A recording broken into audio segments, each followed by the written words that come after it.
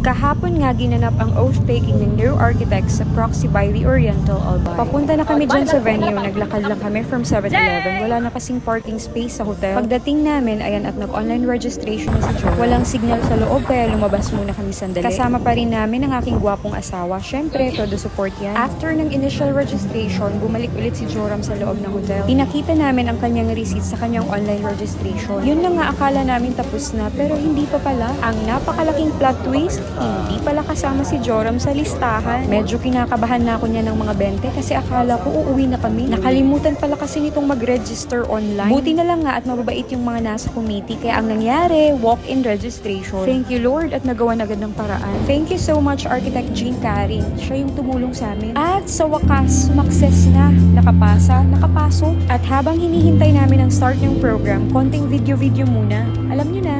Hi guys, we are gonna outtake. Alam mo yung feeling na masaya ka kasi makakapag-outtake ka, pero doble ang saya kasi nakapasok ka kahit wala ka sa lista. Sobrang epic ng mga ganap kahapon, pero naniniwala talaga akong love na love to ni Lord. My family and God, thank you. Ito yung mga instances na mafe-feel mo talaga ang presence ni Lord. And kay Joram, ito yung when the time is right, I the Lord will make it happen. Yung kaba namin kanina dahil ang buong akala namin hindi kami makakapasok, napalitan talaga ng tuwa.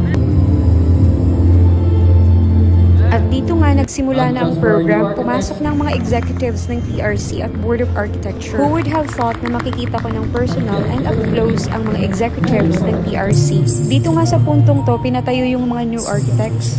Then sinabihan sila na magpa-thank you sa kanilang mga parents or relatives na kasama sa venue. Pero since wala naman sila mama at papa, ayan, nagpa-thank you pa rin naman si Joram. At this point, nagbigay na ng mga inspirational messages ang mga executives.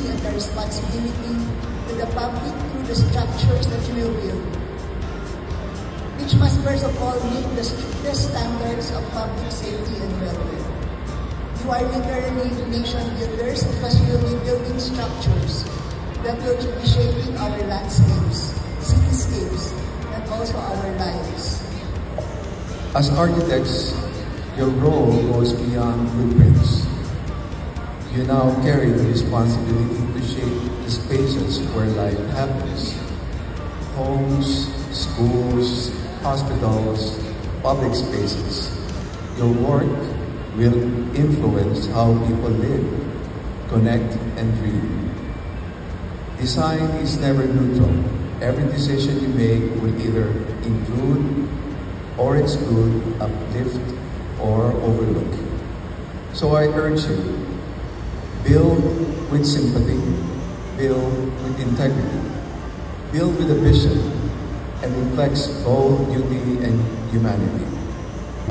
Ang gaganda ng speeches nila, lalo na yung kay Director Lo, ang Regional Director ng PRC Region 5. At syempre, yung kay Architect Conrado Onglao, ang Commissioner ng PRC. Sa puntong to, tinawag na sila isa-isa for oath-taking. Jorhan B. Simpego and Emmanuel Joseph P. Puy.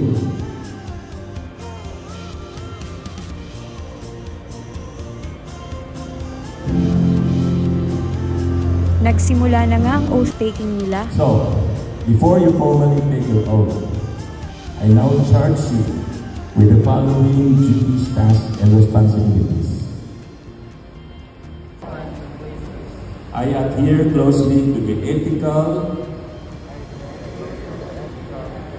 and professional rules generally accepted by the architecture profession in the Philippines. And I will well and faithfully discharge,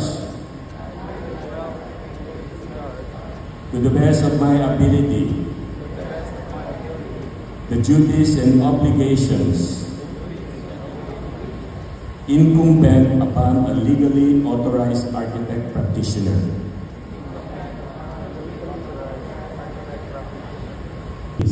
As the new registered and licensed architects of the land. Yes. I couldn't hear you. I couldn't hear you. Yes. Joram. Yes.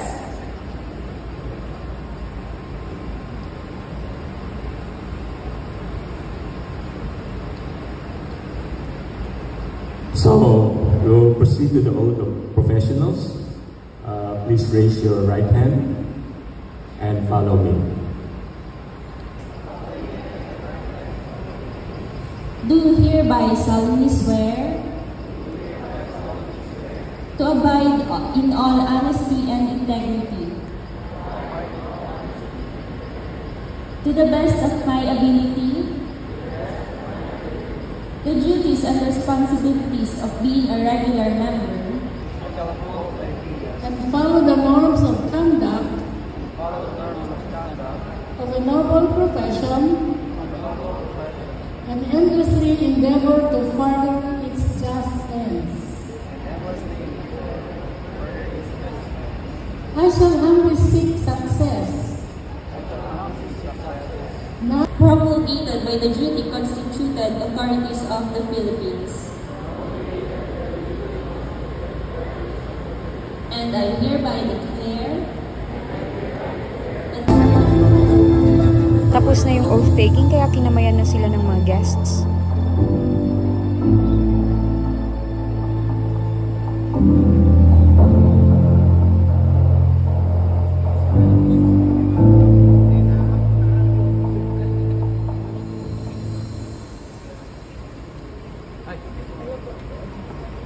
Congratulations, you may now take your seat. The next part of the program is the most important, as this will mark your day as an architect today. And finally, nakuha na ni Joram ang kanyang lisensya.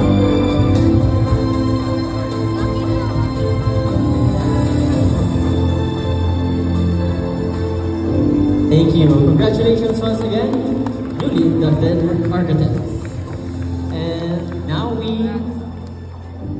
At doon na nga natapos ang oath-taking ni Joram. Pagkatapos noon, lumabas na kami at dumiretso kami sa 7-Eleven. Sa 7-Eleven nga naganap ang unang pirma niya as licensed architect. Thank you sa aking asawa sa matyagang paghintay at sa Butter Fam sa pagpapahiram ng service. Pag uwi, diretso agad kay Papa at kay Mama. Kung wala lang sanang sakit si Papa, sila ni Mama yung kasama ni Joram. Mula pagkabata hanggang ngayon, sila ang unang mga naniwala sa amin. Kaya sa bawat tagumpay na nakakamit namin, inaalay namin to sa kanila. Dahil bahagi ito ng pagmamahal, pagod at panalangin nila. And yes, opo, may architect na po ang Familia Cienfuego. Congrats, Joram! We are very proud of you.